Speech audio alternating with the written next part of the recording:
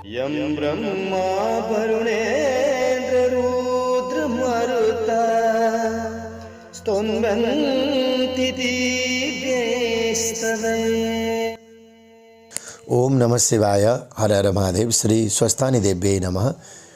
Kuber Subedi YouTube च्यानलबाट देश तथा विदेशमा रहेर माघ मास महात्म्य अन्तर्गत स्वस्थानी व्रतकथा श्रवण गरिराख्नुहुने समस्त आस्थावान श्रद्धावान आमा दिदीबहिनीहरू, बुबा दाजुभाइहरू अनि माघ मासको यो पवित्र समयमा स्वस्थानी व्रतमा रहनुहुने समस्त व्रतालु मातृशक्तिहरू, व्रतमा नरहेर पनि स्वस्थानी कथा माघ मास महात्म्य अन्तर्गत स्वस्थानी व्रत कथा श्रवण गर्नको लागि हाम्रो युट्युब च्यानलबाट हाम्रो कथाहरू श्रवण गर्दै गर्नुहुने सम्पूर्ण सत्संग प्रेमी, साधक प्रेमी, भगवत प्रेमी सज्जनवृन्दहरू, तपाईँ र तपाईका सम्पूर्ण परिवारहरूको कुशल मङ्गलताको लागि प्रार्थना गर्दै आजको 8औं अध्यायको कथामा हामी प्रवेश गर्नुभन्दा पहिले सर्वप्रथम म जय श्री राधे, जय श्री कृष्ण अर्पण गर्दछु।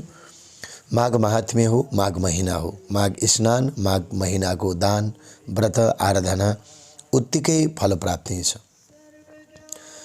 स्वस्थानीको व्रतकथा श्रवण गर्नै नसके पनि देशकाल परिस्थितिले हामीलाई जहाँ लगे पनि हामी स्वस्थानीको कथासँग यानी कि माघ महात्म्यसँग नजिकैबाट परिचित छौँ र यहाँहरूका घरमा स्वस्थानीको पुस्तक छ भने व्रतै गर्नु भएन भने पनि एकचोटि कोही चाहिँ पढ्ने मान्छे छन् भने एकचोटि भए पनि, एक आवृत्ति भए पनि 31 अध्याय स्वस्थानी व्रत कथाहरू एकचोटि भए पनि श्रवण गर्नु, पाठ गर्नु आफूले आफ्ना परिवारहरूबाट भन्ने मान्यता रहेको छ। व्रतै गर्न नसके पनि, किनभने माघ महिनामा एकचोटि हो यो स्वस्थानीको व्रत कथा पढ्ने।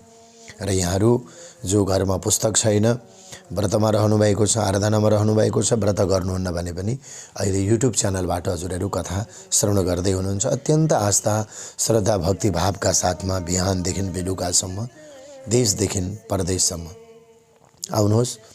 स्वास्थ्य स्थिति र यो कोरोनाको संक्रमित लहरहरू निकै बढिरहेको छ। सर्वप्रथम त व्रतमा रहेर यदि अस्वस्थ हुनुभयो, यो रोगहरूबाट संक्रमित हुनुभयो भने तपाईले नियमलाई धेरै कठोर पालना नगर्नुहोला। जगदीश्वरीसँग क्षमा माग्नुहोला, स्वस्थानी भगवतीसँग। स्वास्थ्य सङ्कटमा छु, म पनि सङ्कटमा छु आमा, मलाई रक्षा गर्नुहोस्, मात्र यति भाव र भक्ति राख्नुहोला। र अहिलेको परिस्थिति खराब भइरहेको छ, विगत वर्षहरूमा पनि यस्तै परिस्थिति थिए। त यस कारणले गर्दा यहाँहरूलाई यदि अप्ठ्यारो पर्यो, साह्रो गाह्रो पर्यो भने माँ जगदीश्वरीसँग क्षमा माग्नुहोला। र मेरो त यस्तो नियम लिएको थिएँ, यो व्रत लिएको थिएँ भनेर दैनिक नुहाउने, दैनिक टाउको नुहाउने अनि नुनहरू नखाने, यसो गर्नुभयो भने शरीरलाई धेरै गाह्रो हुन सक्दछ।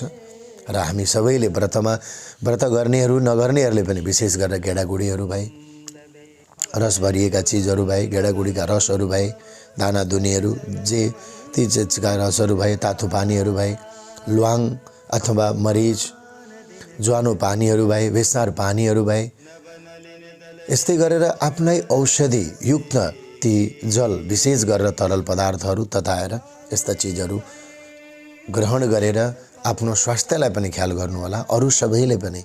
र व्रतमा रहेर पनि कठोर परिस्थिति बन्यो भने आमासँग क्षमा माग्नुहोस्। कुनै दिन दिए बाल्न सक्नु भएन भने पनि आमा सकिन है भन्नुहोस्। र यसरी आराधना गरेर कसैलाई बत्ती बाल्न लगाउनुहोस्। माँ भगवतीले सबैलाई सकुशल राख्नुहोस्, सुरक्षित राख्नुहोस्। आमासँग यो प्रार्थना गर्दै अब 8औं अध्यायको कथातर्फ म लिएर जाँदैछु यहाँहरूलाई। आउनुहोस्, 8औं अध्यायको कथा श्रवण गर्नुभन्दा पहिले तपाईँ हामी सबै एकचित्त भएर एक भक्ति भावका साथमा सर्वप्रथम कथाको शुभारम्भमा गरिने प्रार्थना हामी स्तुति पाठ गरौँ, श्रवण गरौँ। यं ब्रह्मा वरुणेन्द्ररुद्रमरुतस्तुन्वन्ति दिव्यैस्तवैर्वेदैर्षाङ्गपदक्रमोपनिषदैर्गायन्ति यं सामगा।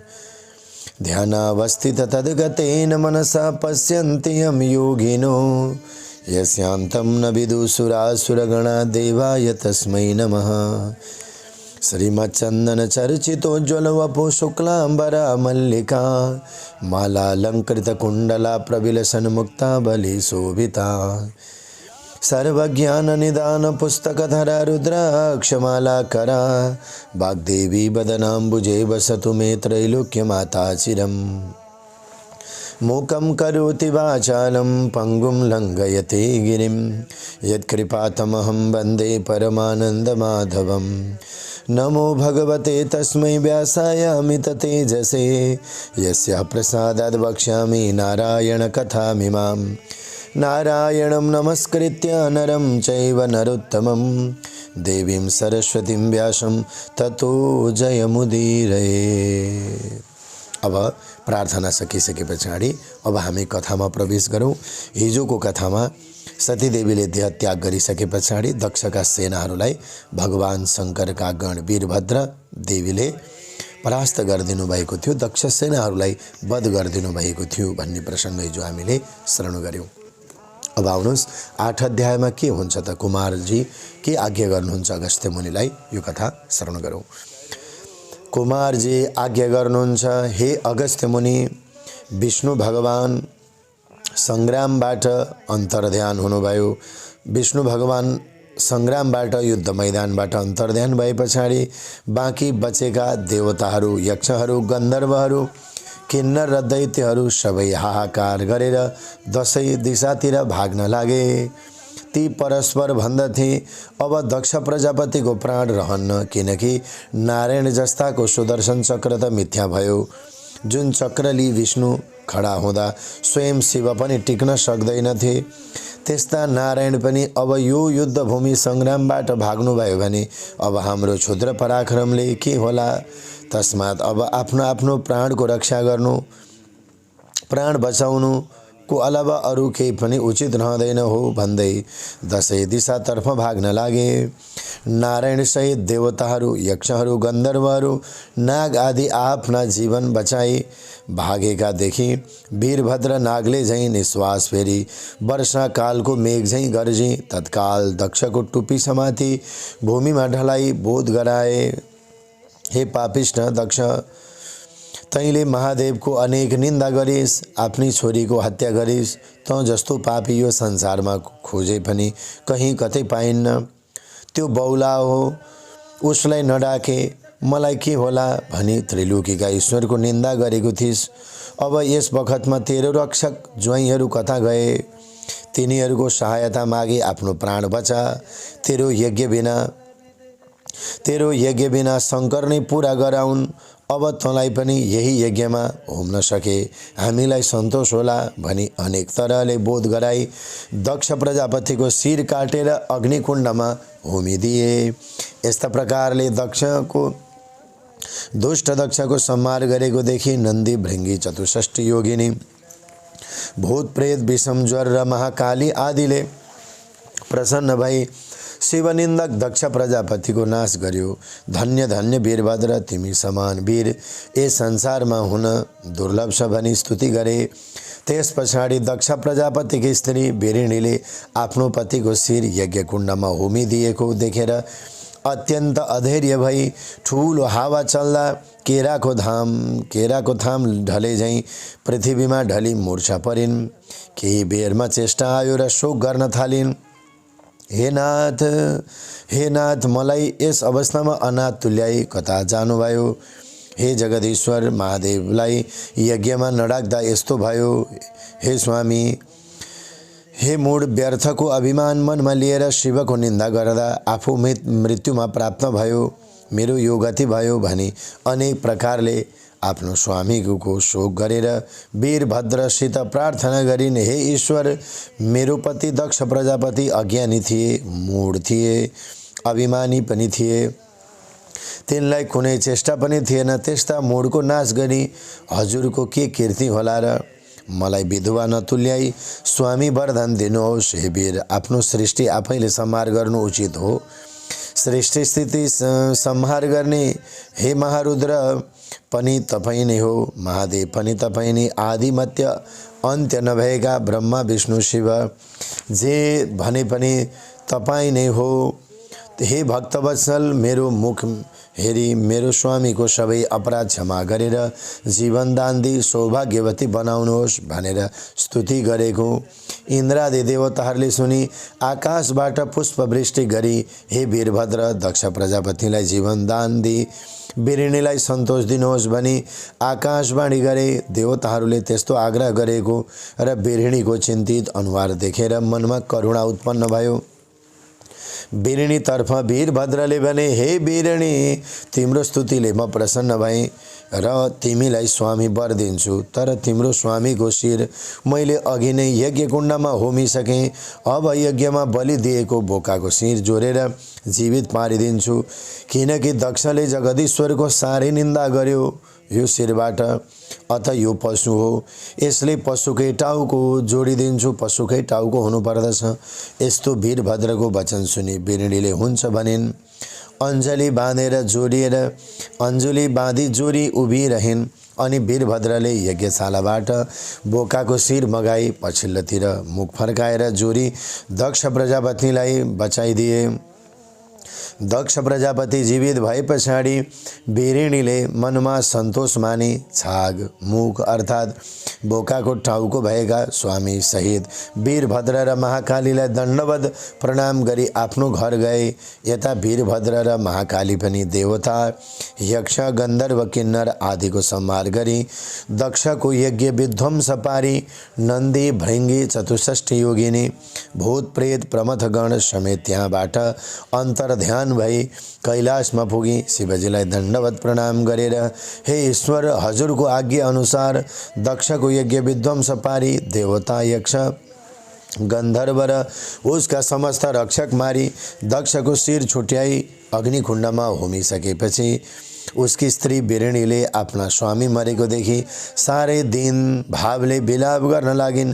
त्यो देखेर मैले अग्निकुण्डमा बलि दिएको बोकाको शिर ल्याएर पछाडि मुख फर्काई जोडेर दक्ष प्रजापतिले बचाएर आए भनी बिन्ती गरेर महादेव प्रसन्न भई, हे वीरभद्र, हे महाकाली, तिमी धन्य रहेछौ, म प्रसन्न भएँ। यति भनी ती दुवैलाई आफ्नो शरीरमा लीन गराउनु भयो। त्यस पछाडि महादेवले आफ्नी प्राणभन्दा पनि प्रिय सतीलाई सम्झी दक्ष प्रजापतिले यज्ञ गरेको स्थानमा पुगेर हेर्दा अग्निकुण्डमा सुतिरहेकी सतीदेवीलाई देखेर भगवान शङ्करले, हा सती, कैलाश शून्य तुल्याई मलाई एक्लै छाडेर कता गयो भन्दै साह्रै नै अधैर्य भई वृक्ष ढले झैँ भूमिमा लडी मूर्छा पर्नुभयो। केही बेरमा चेत आयो र, हे प्यारी, अब मैले यो संसारमा बाँच्नु पनि व्यर्थ भयो। मलाई एक क्षण पनि एक्लै नछाडी मेरै मुख्यान्जी बसेर मैले भनेको कथा पुराणहरू सुनिरहन्थ्यौ।